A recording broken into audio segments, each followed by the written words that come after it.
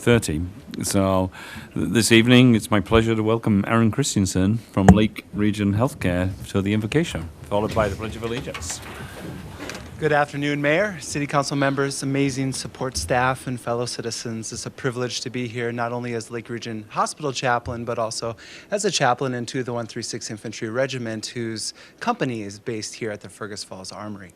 I have a word of promise from my sacred tradition, if I may pass it on to you, that wisdom cries aloud in the streets. In the marketplaces, she makes her voice known, and at the head of the noisy streets, she cries out. At the entrance of the city gates, she speaks, and promises that if you turn to me, she will pour out her spirit to you.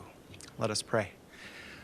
Almighty God, we thank you that you promise us that you have sown wisdom in your creation and in your people. So we invite you into this city chamber that wisdom may flow to those that are here, that they may have clear discernment to make good decisions that bless all who come to Fergus Falls. Please be with this meeting, help them to make good decisions so that all citizens who come into this region may feel the opportunity for life, liberty, and the pursuit of happiness. So we pray this in your name. Amen. Amen. Amen. I pledge allegiance to the flag of the United States of America and to the republic for which it stands, one nation under God, indivisible, with liberty and justice for all. I will call this meeting to order. Roll call, please. Here. Here. Here. Here. Here. Here. Here.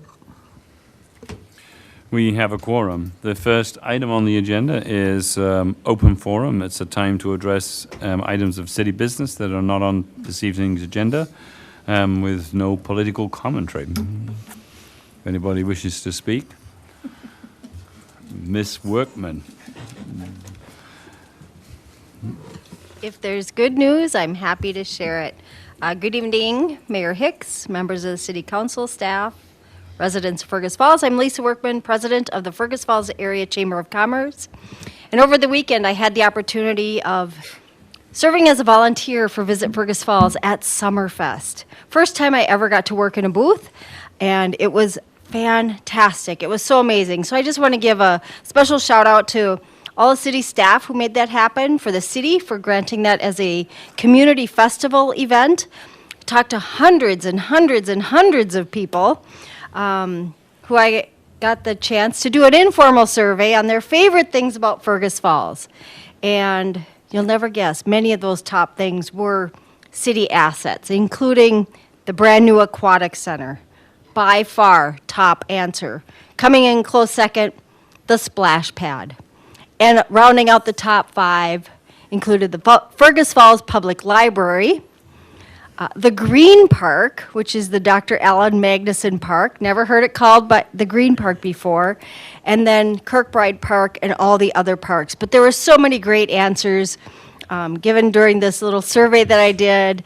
And again, thank you to the city staff. Thank you to all the great volunteers and all the sponsors who made Summerfest a fabulous event. So just wanted to share some good news.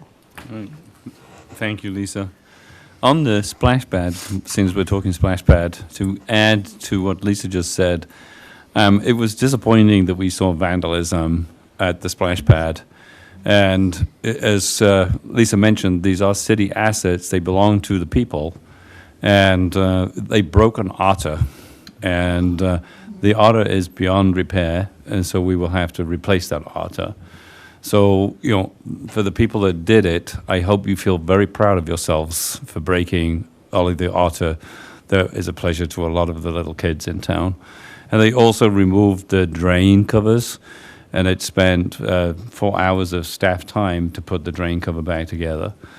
So it was, but if you see activity of that nature on not just the splash pad, but on any city property, remember it is partially yours. It's your tax dollars that you pay to maintain it. So somebody breaking something, you know, if you don't feel comfortable approaching them, that's more than fine, but that's when you call the PD and they will respond. So thank you for bringing up the splash pad. With that, we'll move on to approval of the agenda this evening. Any new items must be stated and approved by unanimous consent. Would somebody care to make the motion, the resolution to approve the agenda? I'll offer that. Thank you, Jim. Would somebody care to second it? I'll second that. Thank you, Laura. Roll call, please. All those in favor say aye. Aye. All those against, same sign. Hearing none, the agenda is approved. There are no public hearings. There are no bids to award. There is a petition under petitions and communications. There's a resolution acknowledging the retirement of 35 years of service by Monty Fredrickson. Monty Fredrickson has submitted his intent to retire effective June 22nd, 2026. And whereas Monty was hired on January 28th, 1991 as a refuse carrier, and he worked in the various areas of the city. March 92, transferred to utility maintenance light operator at the burner, which must have been at the RTC. The 23rd of January 1995 was transferred to a refuse carrier. February of 98, transferred to a light equipment operator in the streets department. In June of 1998, he received his B license. And in November the 2nd, 1998, became a Parks Maintenance number 1. And whereas on September 17, 2002, Monty transferred to the position of Ice Arena Maintenance 2, a position he has held until his retirement date. Now, therefore, be it resolved by the City Council of the City of Fergus Falls, Minnesota, to accept the resignation of Monty Fredrickson and thank him for 35 years of dedicated service as an employee of the City of Fergus Falls.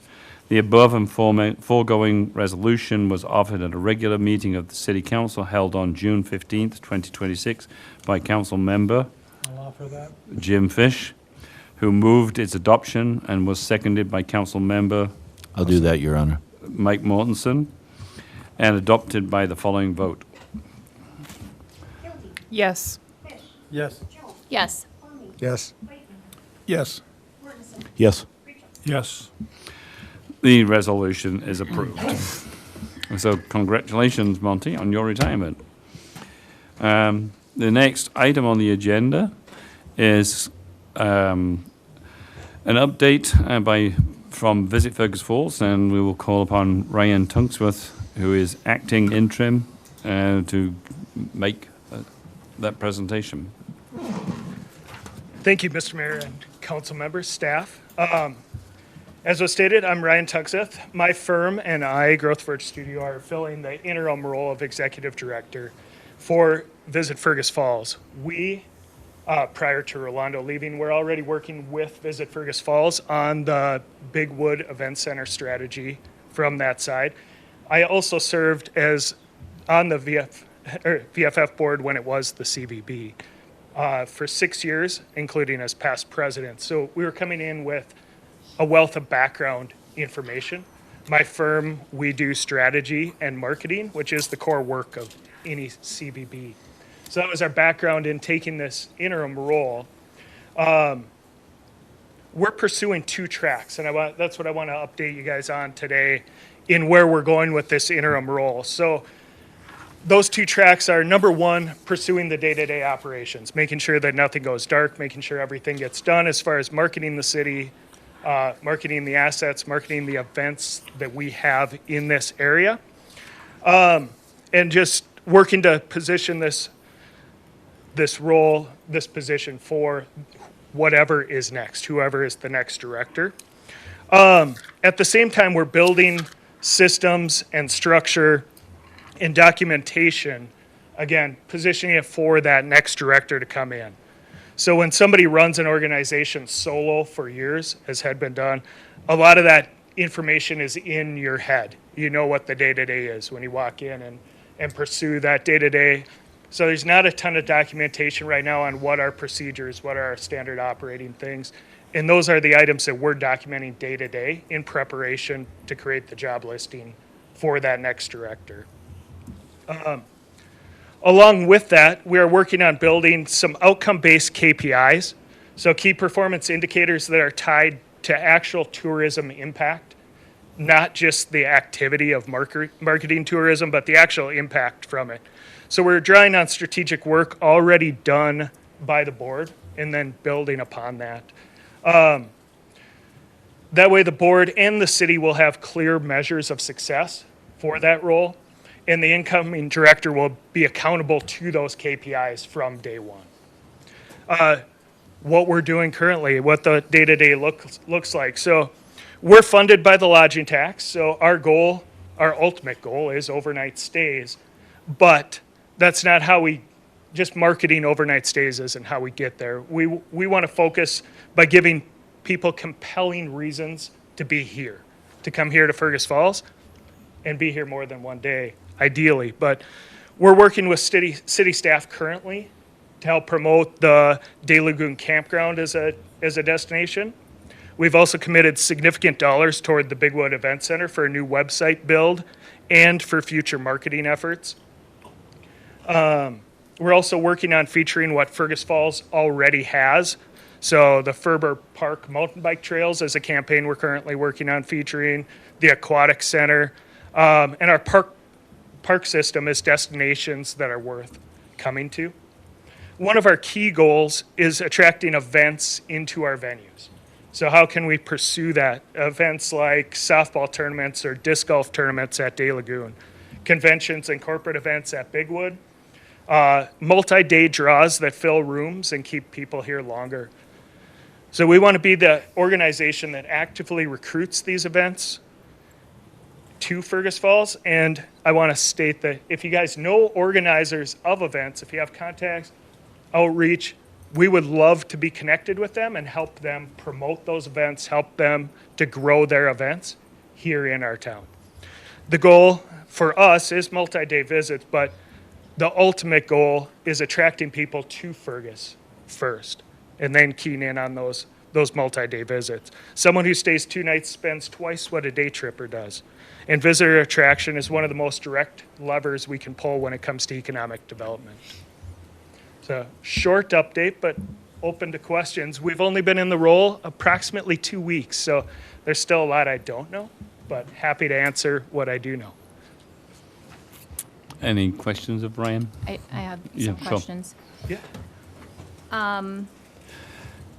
Has there been any discussion on changes with the structure of the board? Yes. Today, we had our board meeting today, and we did reduce our down to 7 for our minimum for board members. So other than that, from structure, no, not directly. What's the timeline for the Bigwood website? Currently, the design is complete, coding is in process. I have a meeting with the developer on Friday, and then I'll have a full update. But I have seen the design, and he was working on coding the site. So I'd say 3 to 4 weeks, ballpark, but I'll know for sure on Friday. Okay. I know that there was also some discussion on relocation back to City Hall. Has there been any further conversation on that? That also happened at our board meeting today. Okay. So notification to our landlord, I guess, here in a public forum, but the board did vote today to break our, to break our lease. Sorry. And we will be moving back into City Hall. Okay.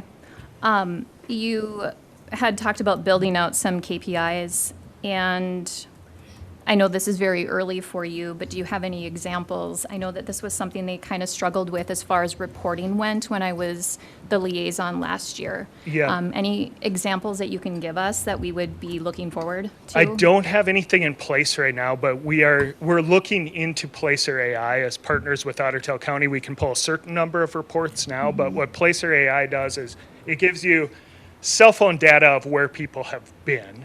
Right. And so, for example, from Summerfest, we are going to pull that report. We're going to request that report from Otter Tail County to get an idea of what the impact, where were people coming from that were here for Summerfest, who was here. We can get some of that generalized.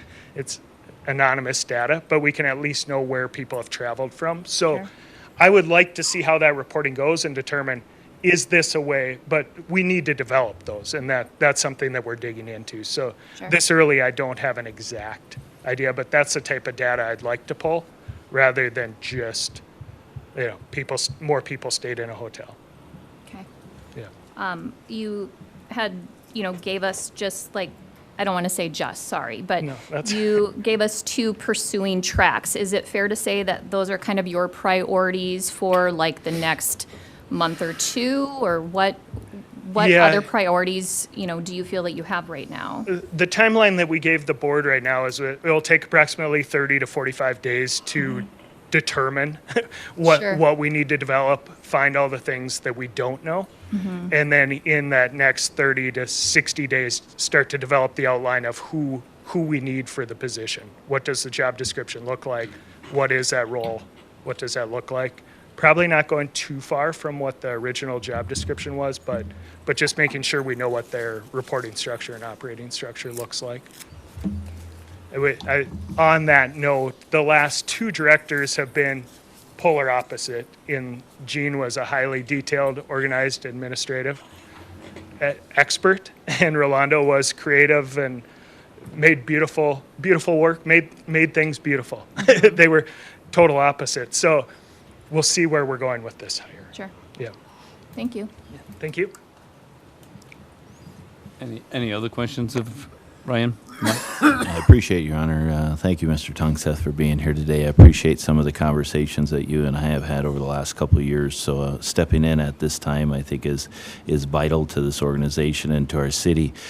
Who's going to ultimately be choosing the new executive director? Is this you as the interim director, or is this going to be a board decision that will ultimately do this? The board are the ones responsible for hiring. Okay, so you said you're in the process of looking for kind of what the dynamics or the parameters are of this new individual. How is it going to be different, and maybe you don't know yet, than the last 2 individuals that you've had? What do you think the board and you are looking for that's different? That's what we need to establish. So developing that is the question. And I also think that role depends on also who the person is.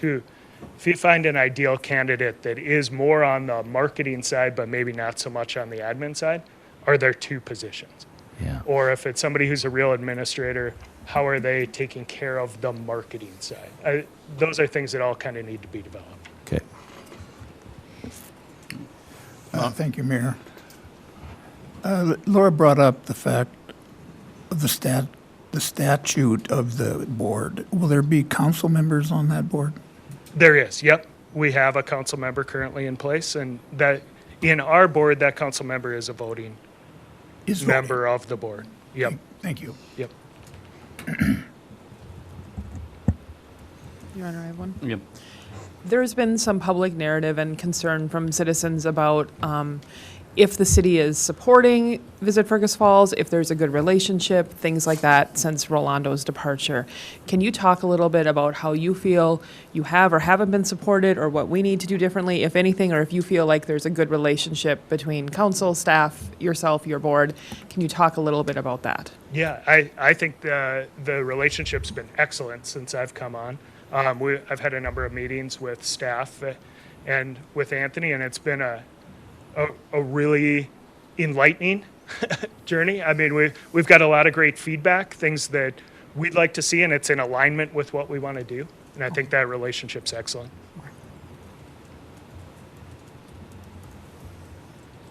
Any other questions of Ryan? I got someone. Scott? Oh, go ahead. So I was at the meeting this morning, or this afternoon, whatever you want to call it, noon. And great meeting. A lot of, everybody really had a lot of input in it, and they're moving forward. It's a lot different than the first meeting I went to, I guess I'll say. Their grants and their sponsorship program has really got off, and there's lots of activity, I guess I'll call it. And but everybody's interaction is really good, and the communication is very open. And they know I'm a black and white guy, and I kind of told them things that they needed to hear, not that they probably wanted to hear, but it was good. And it was all to make everybody better and get our communication going good. So I look forward to working with it. It's going to be, we're meeting twice a month, I think, now for the first, maybe the next couple months. So Yeah, through summer, we are meeting twice a month just as we go through this transition period. Yeah. Mike? Yeah, Mr. Tungseth, just one more question. You're coming in as kind of an interim director, but you're also coming in as an advisor to the board and the whole organization. What kind of timeline are you looking at to stay with this project after a new executive director is hired on? Is this something that once they're hired on, you're done? Or has the board prepared to where you're going to stay 3 months, 6 months, a year in this transition to help guide the board to even change and the director to grow? Yeah. Our contract was written as 3 to 6 months. And so we will see how the process goes. If it's an experienced CVB director that comes in, we probably won't be needed beyond that. If it's not, we're certainly in a position where we could stay on through transition there as well. Yep. Your Honor, one follow-up. Yep. You referenced the beds and heads and recognizing that's where the funds come from. I know that we need to grow that and we need to do overnight stays and that they spend more money. But I also know that we need community involvement and vitality by the people that are here and things that attract not only tourism, but people here to be involved in things that are going on. So I just want to make sure when you're looking at the events that are getting the grants and things like that, you're not prioritizing things that might cause overnight stays over other things that maybe won't. They're being looked at on an even playing field. Yeah, so our approach to that is twofold also. One of the things that we identified initially is that we weren't doing enough marketing locally, just of what we do, who we are, what we do, how we reach out. So one of our first campaigns we initiated from a digital side is to what's great about Fergus, what's going on in Fergus, just a local campaign of what do you love about where you live and building the message from that side. So from a marketing side that way, but from an event grant side, we are currently working on modifying the process of how grants are approved. That's another thing that we're tackling. There was not a set procedure for how grants were approved, and we formed a committee today in the board meeting that is addressing that, and we're going to have basically a scorecard of how those grants are approved, but we haven't developed that yet, so I don't have exact info. Any other? In closing, thank you for your time. Thanks. How often will you present your monthly reports or weekly reports to the council? How often would you like me to report? Well, that'd be up to administration and mayor, but I'd like to see it. Getting around this first corner, I'd like to see it at least monthly. I don't think monthly would be a bad thing, Mark. I mean, I think, we've got, say, as they kind of plot their transition, it would be nice to be kept abreast and keep the people abreast on Correct. And then finally, you indicated marketing, and I hear the word digital. I'm an old guy. Will you have any direct marketing? There is a plan in the strategic document we have to do some direct marketing. So this would be there was a plan that was developed to look at how do we do a rainy day visit that gets mailed out to the lake properties or seasonal lake properties in the area. So it could be, a historical society visit with an Uncle Eddie's ice cream stop this is just in the air, so I don't want to commit to anything, but being able to mail those to a rainy day grandma trip or something that way, that would be direct marketing to the area. I appreciate that as well. I was more thinking about corporate direct mail for the Bigwood. These types of, in addition to the corporates. Yeah. I mean, I've seen motorcycle events there. I've seen gun events there. We've got other opportunities, corporate meetings. We haven't explored direct mail for that, but we have been in talk with James about looking at who can we contact and just do direct outreach to. So not mail, but calls and emails directly to, and he had a few names that he was going to provide and for us. if I'm an insurance company or a medical supply house or whatever, I'm not searching Fergus Falls, visit Fergus Falls. You're going to have to prompt me to come. Exactly. Thank you. Yep. Right. Thank you, Ryan, Thank you. for the update. Right. Moving on. The next item is the consent agenda. First item is a motion approving the minutes from the June 1st, 2026 City Council meeting and work session on June 10th, 2026 Council retreat. Motion approving licenses, a resolution setting a business subsidy hearing for Good Neighbors on July 6, 2026 at 5:30 p.m., which is today. Resolution setting a Minnesota Investment Fund hearing for Northwoods Industrial Services LLC for July 6. Sorry, no, it's not today. It's in 6. Yeah. It's the 15th of June. I wishful thinking. I want to get the 4th of July out the way. Same day on July the 6th. A resolution accepting $1,000 donation from Ben Underwood towards the George B. Wright Statue 100-year anniversary event.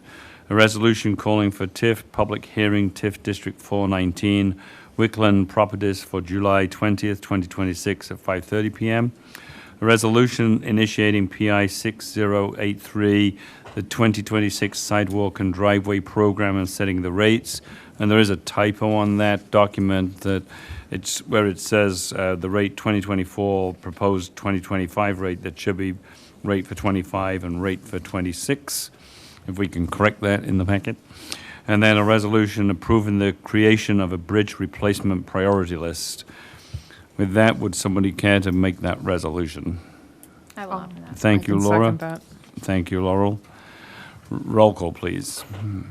Yes. Yes. Yes. Yes. Yes. Yes. Yes. The resolution is approved. The next item is ordinances and resolutions, and the first item on that is a resolution approving the purchase of a loader. If we can get somebody to make the resolution and second it, then we can have discussion. I can offer that. Thank you, Laurel. I'll second it. Thank you, Scott.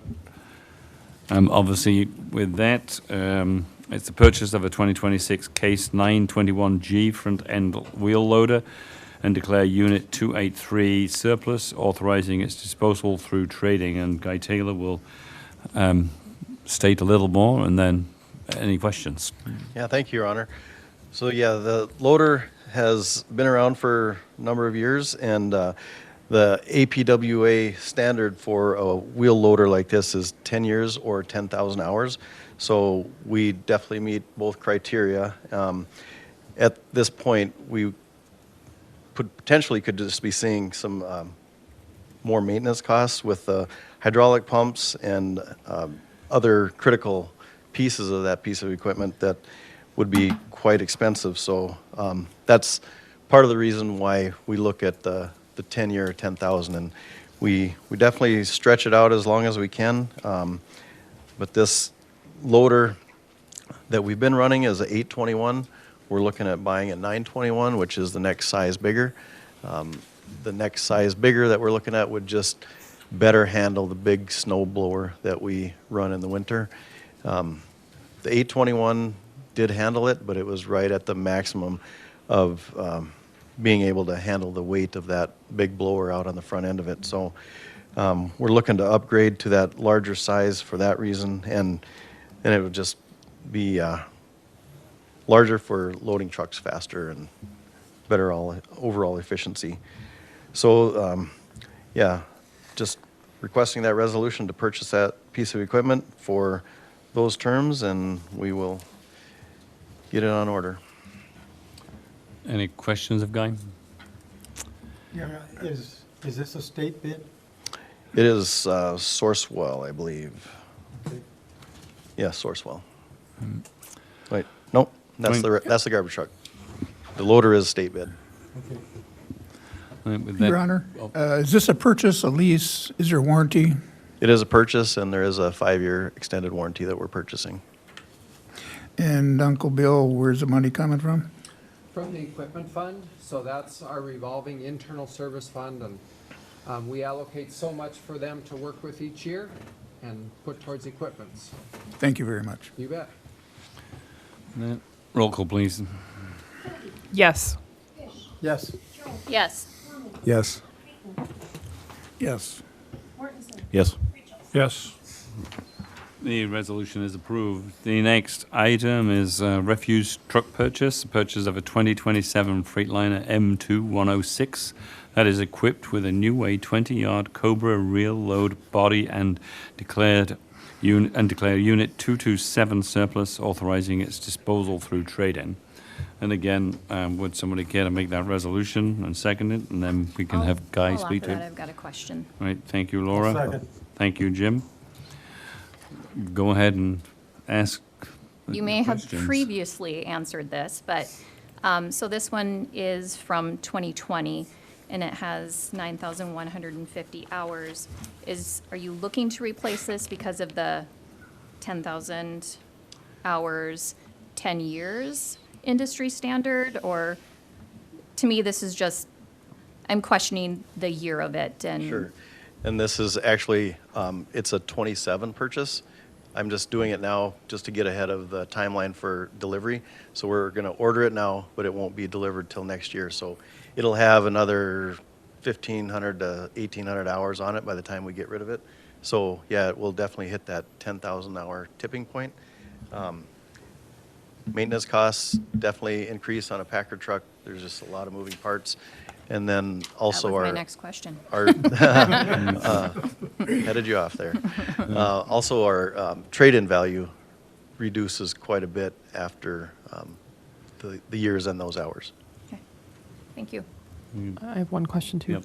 Does the trade-in value, that was my question, with the 27 delivery, is that a guaranteed trade-in if we add more hours, or is that an estimate trade-in? That's on paper. Okay. That is a guarantee. Okay, thank you. Yeah. With that, roll call, please. Yes. Yes. Yes, Yes. Yes. Yes. Yes. Resolution is approved. So as you'll see with those purchase prices, we have seen some increases in our budgeting for equipment, but we are not keeping up. So we're going to be falling behind in equipment. But right now, as we go through and look at our equipment, we do try to stretch it out, but things just are not getting any cheaper. And if I may add one other thing, it's to Monty Fredrickson. I didn't jump up then, but just feel like I should mention losing Monty. It's like with any retirement, we lose a ton of experience and knowledge. You read how he jumped from a few different jobs. He got into the park department, and that's his passion. Whoever knows Monty, everybody does, I guess, he is passionate about sports. That's what he lives, eats, and breathes. So he got into the park department, got into the ice arena maintenance and ball field maintenance, and there will be a hole there. But yeah, he's been a great employee for us. Thank you. Your Honor, not to take away from the retirement of this great man, in the future, could these things be brought to the community of the whole so we could discuss purchases versus leases to analyze this again? We can look at it. In the future. Good. I'm not going to backtrack you today. Right. The next item on the agenda is a resolution approving the engineering agreement for SEH Inc. in the amount of $99,100 for the 2026 T-Hangar Taxi Lane reconstruction design at the airport. And I think Kyle Meyer is going to address on the next three items, which are all basically to do with the airport. And just as a preface, the total of these three projects is $359,100. The FAA will be funding $341,145 of it, and the state $8,727.50, and the city portion will be $8,727.50. So it's a pretty good return on our $8,000 investment. With that, the first project that we're going to talk about is obviously the T-Hangar Taxi Lane. Yeah, if you'll see on all these, as he ran through the dollars, basically 97.5% grant funds for these projects through FAA and state. So that's a very good grant dollar amount. So the first project that we're looking out at the airport is to do some pavement. So you should get a resolution. Sorry, I got carried I'll away. offer that. Thank you, I'll Lauren. Thank you, Scott. Now you can knock yourself out. Thank you. All right. The first project is reconstructing a lot of the pavement around the T-hangars out at the airport. We did a project years ago. This portion has not been done yet, so pavement's getting past its useful life, and then also to meet some of the FAA standards for clearances out there. So this project is for the design only is going to be done this year. So asking for approval for design for SEH in the amount of $99,100. Any questions of Kyle?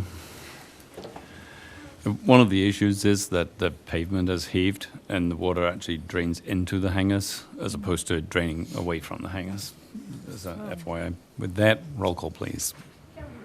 Yes. Yes. Yes. Yes. Yes. Yes. Yes. And the resolution is approved. The next item is again the airport, and it's the 2026 airfield sign replacements. And if we could get a resolution on that, and then Kyle will explain it. I'll offer. Thank you, Jim. I'll second that. Thank you, Laura. Over to Kyle. All right, thank you. A lot of the signage out there, old signs that really need to be updated. Some are broken, some are crooked, some are just past their useful life. And then we're putting in some new LED signs out there to replace some of the existing signs. So this is for the engineering piece for SEH for $32,900. And again, the total project cost is $100,000. Again, with 97.5% grant funds for the project. No questions? Roll call, please. Yes. Yes. Yes. Yes. Yes. Yes. Yes. Thank you. The resolution is approved. The next resolution is approving agreement with SEH in the amount of $28,700 for the 2026 pavement maintenance. If somebody would care to make that I'll resolution. offer that. Thank you, Scott. Somebody care to second I'll it? second it. Thank you, Scott. That makes it easy. With that, over to Kyle. Okay, this project is a maintenance project. This is taking care of our investment out there. We're doing crack sealing of the runway 1735 and taxiway B. So that pavement out there is still in good shape, and this is a project to maintain that, make sure it stays in good shape. So asking for a engineering agreement for SEH in the amount of $28,700. And again, total project cost on this is $160,000. No questions? Roll call, please. Yes. Yes. Yes. Yes. Yes. Yes. Yes. With that, thank you, Kyle. The resolution is approved. The next item on the agenda is a resolution providing for the competitive negotiated sale of $3,885,000 general obligation bonds, Series 2026A, and I will call upon Bill Sumner. Thank you, Your Honor. Council, we talked about this at the retreat some, but I'll go through a little bit of the introduction of the projects, and then we'll turn it over to Jason Murray from David Drown to go through the financing. As you recall, we have lots of street projects going on this summer. Cleveland, Cavour is under construction. Douglas will be starting. We're going to be looking at Day Lagoon Park Road, and then the alley project here and parking lots north of Lincoln Avenue. I think I covered them all there, so I don't forget one. But so that's a total projects of just under $8.3 million that the city is improving pavement. And like I told you at the retreat, we look at, here's the total project. We have various funding sources that we have planned for this project. Some of those being municipal state aid for construction we're applying. We're applying sewer funds, water funds. We are proposing bonding for the stormwater portion because that fund doesn't have as much cash in the bank for that, whereas sewer and water do have the cash balances to accompany that. We've saved up some parking lot funds of $224,000 to go towards those parking lots on the north side. The utility companies, kind of where we started with that alley project, putting new utilities in that alley. They paid a damage settlement to the city to help cover the pavement costs for that of $78,000. And then also looking at using some fund balance from the general fund to pay for the De Lagoon Park Road in place of bonding for that from our growth in our fund balance, as we saw in the audit report here at our last meeting. So all that to be said, we start with the project, we back down these funding sources, we get down to what portion is assessed to the residents. So for the Cavour project, the Cleveland project, Douglas, we have special assessments on that portion, and then you're left with the city portion of those that we're supporting with property tax dollars. So we bond for those two portions, the assessment portion and the city-supported portion. And then when we make the bond payments over the 15-year term that we're proposing, as we collect the assessments and we collect an annual property tax levy, we use those funds to make those debt service payments. So I'll stop there, turn it over to Jason, and he can explain the financing package, and then we can certainly answer any questions you may have. And did I start before you even got a resolution? Yep. Sorry, Your Honor. Could we get a resolution? I'll for offer, this? Your Honor. Thank you, Scott. Would somebody care to second I'll it? second. Thank you, Jim.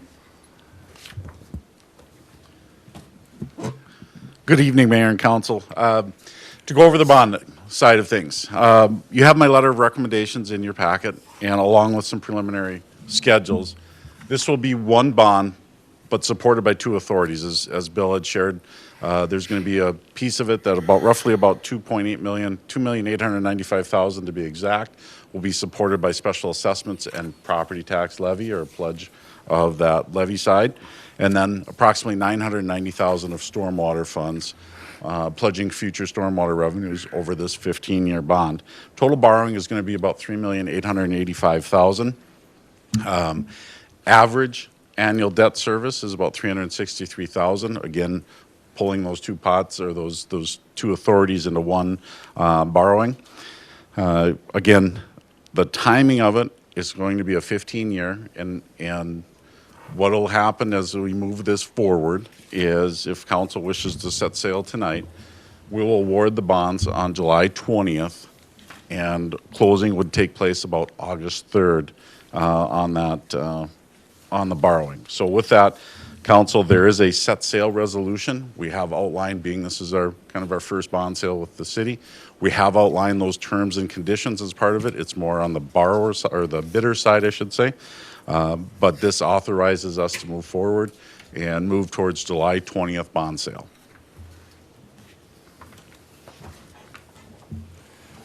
Thank you. With that, any questions of Bill and Jason? Mark? How much time you got, Hicks? We've been down this road before, and Bill, I appreciate your time, and Jason, you may have read my email in regards to bonding more, saving more cash. Is there a call date on this bond? There will be. Sorry. Call date is 2034, 2/1/2034. So about a 7-year. Right. About a 7-year call. It's most difficult to present the numbers verbally versus in picture. But if we bonded 100% of this project, kept cash in our bank, even if interest rates were to go up or down, it's a savings to the community. I appreciate the work that Moore's done. We were focused on a strong, fast-track capital improvement plan. And if we're going to do that, I feel it's important that we possibly bond more for longer, keep the cash in the bank, so it possibly at the time of the call, it could be paid. There's a lot of data here. I can analyze it with a bonding rate of 4% and earning 4%, bonding rate of 4 and only earning 3.5%. But cash in the bank maintains the community's bonding ratings. Cash is king, just in case the bell falls off a building. And we need to continue to fund, this fast track on roads and other options that are coming up. I've heard water towers, I've heard solid waste, et cetera. So I personally can't support the bond at a reduced cash basis. I feel it should be discussed in more detail, possibly on future events. I appreciate the shortage of time tonight. But I strongly feel in bonds moving forward, we need to bond more of the 100% than not. Keep cash in our reserves. And I'll chime in on that a little bit. In my utility rate studies that we've looked at, just so you know, as we look to the 2027 projects that we would start paying levies for in 28, there is more bonding in that one. The water fund, I know we weren't putting that in this year's because of our cash balance, but starting next year, we may have to do some water bonding. So we look at it over the 10 years. Stormwater again next year. So we would be bonding more when we come back next year at this time doing, if you choose to do the projects that are in for the 27 season, I would expect we'd be bonding a bit more on that utility rate side for those. And to make it maybe a little clearer, if I mortgage my house for $1 million, I'm borrowing all the money for half the time. If I have the money in the bank, I have it in the bank all the time. So you're going to earn more in your savings account than you're going to spend on your mortgage. So it's an arbitrage. I'm not in favor with this deal tonight. I'm sure it'll pass. The point being, I'm concerned about the levy that we pass on to the taxpayer. I want to reduce assessments, which Moore is working on, defining that process. So I appreciate the new bonding company's position. They're new to this. I would more than welcome to visit with both you gentlemen Sure. to share this in more detail, because when you read the piece of paper, it's just black and white. Thank you. Any other questions? I have a couple. From my experience sitting at the investment committee meetings, I don't think this cash spend down is going to risk any of our ratings as a city. Are you comfortable in that? I mean, we talked about that. Yep. I am comfortable in that from the aspect of these are the utility funds we're spending down some for water and sewer. And when we built them up for that purpose, it's a planned spend down. A rating agency, correct me if I'm wrong here, please chime in, but because it's a planned spend down, they'll say, okay, you've made these plans, you're following through their plans. They understand that. Now, if we had something happen and we weren't planning for it and we did a spend down, then they'd say, oh, where's your planning on that? They'd have a little more concern on that. With the general fund side, where we're looking at spending about $450,000 of our fund balance, our policy currently is that of our unassigned fund balance, so funds that are not restricted, they're unassigned, they're for our operation and cash flow basically of the general fund. Our policy is 35 to 40% of next year's non-capital expenditure budgets, so working capital budget. And we are above that. We're, up and around that 50% range. So that's why I'm comfortable bringing this down. If we were closer to that 40%, I wouldn't bring that up. I'm trying to walk that balance of I don't want to hold too much, but I don't want to go too low either, because that is important that we have that fund balance for our bond rating, like what's been mentioned. Okay. So we haven't done that. It's because we're a bit higher now that we're, okay, let's draw it down a little bit. I don't want to draw it down too much, but so it's trying to find that balance. But comfortable, I think the rating agencies would be fine too, since we're over our policy. Correct, it's planned spend down. Okay. One final comment. Thank you, Bill. We don't know what those emergencies are, and that's why I'm trying to hold cash. Yep. On $1 million bond, 15 years at 4% with the money in the bank,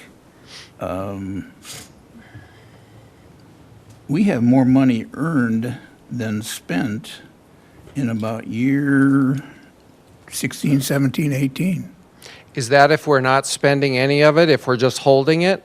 You got Bill, you've done a good job of holding your reserves. You know that. We got some Yep. $30-40 million sitting in there. Yeah, we keep that money in the cash position, earning money.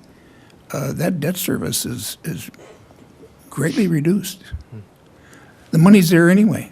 You've kept it for, you do a great job. You know that. I've told you that many times, so. Thank you. But I factor in all those debt service payments coming out over the years too, so. And I think we should just say that obviously we collected this money from the people on tax levy for the purposes that. And yeah, utility rates. Yeah, and utility rates. So, spending the cash and we are, as you say, outside of our policy that we have. So therefore, we have some cash that we can spend down and reduce the tax levy because we're not bonding for it on an annual payment. So, the other side to look at is that if we don't put cash into this deal and we borrow everything, we're going to borrow that money and that will affect the tax levy for the next 15 years, where the cash that we spend today is cash that we will not levy for tomorrow. So with that, roll call, please. I disagree, Your Honor, thank you. I know you disagree. We disagreed on it, but we disagreed. We'll always disagree on it. Yes. Yes. Yes. Yes. No. Yes. Yes. The resolution is approved. The next resolution is authorizing the execution of a development agreement in TIF District 4-18 with Northwood Industrial Services, LLC. If this is B for the SCR project, if somebody would care to make that resolution. I'll offer that. Thank you, Laurel. I'll second it. Thank you, Scott. And over to Jason. Mayor and Council, this is a follow-up to the public hearing, both the business subsidy and the TIF public hearing that we held last month. If you recall, part of that business subsidy hearing, we talked about the amount, the number of jobs, the term of assistance, and the cap. So the cap of that being about $295,000. So what this agreement does tonight, Council, is puts it in the legal format. It develops that contract, that development agreement between the city and the developer. The developer has clear expectations in this. There's clear expectations from the city.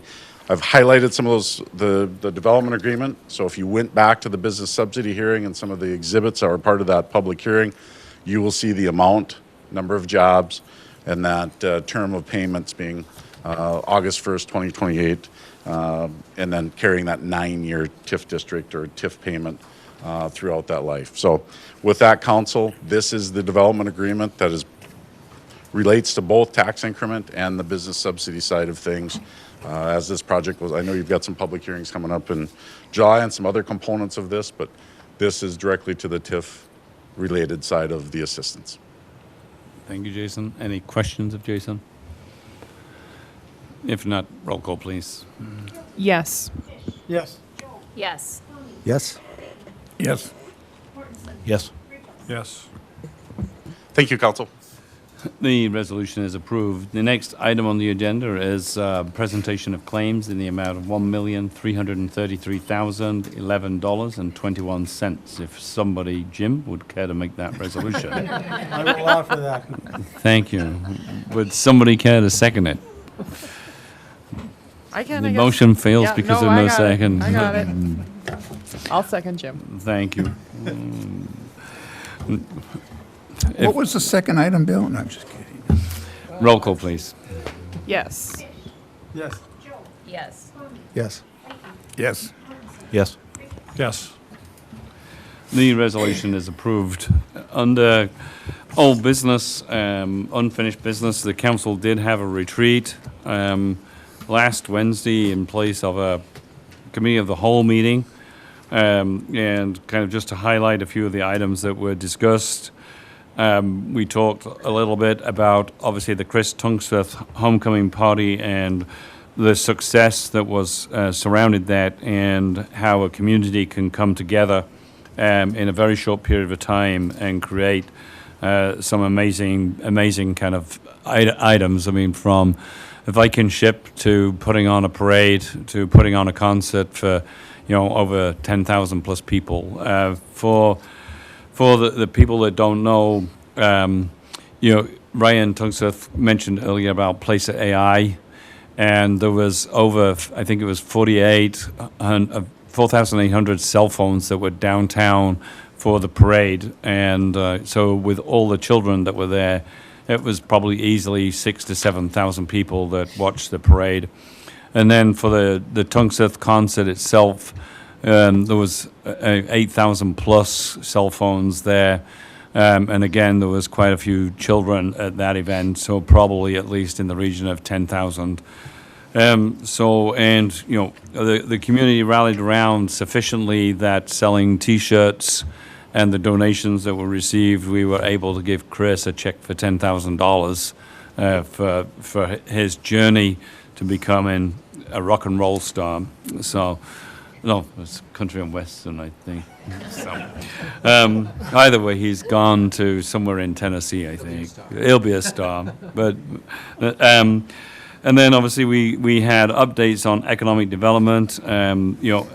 The city has a lot of economic development projects in the works, and it's just a question of converting them to actual bricks and mortar and digging in the ground. But we're a long way towards a number of those projects getting done. We talked a little bit about up-and-coming rule changes on the city landfill.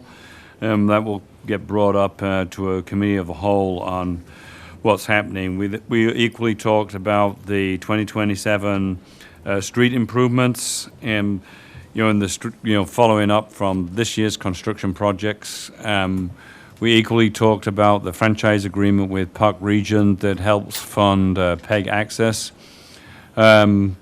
We talked to council members about up-and-coming budget process and asking for input on items they wish to see continue to be included, probably deleted or added.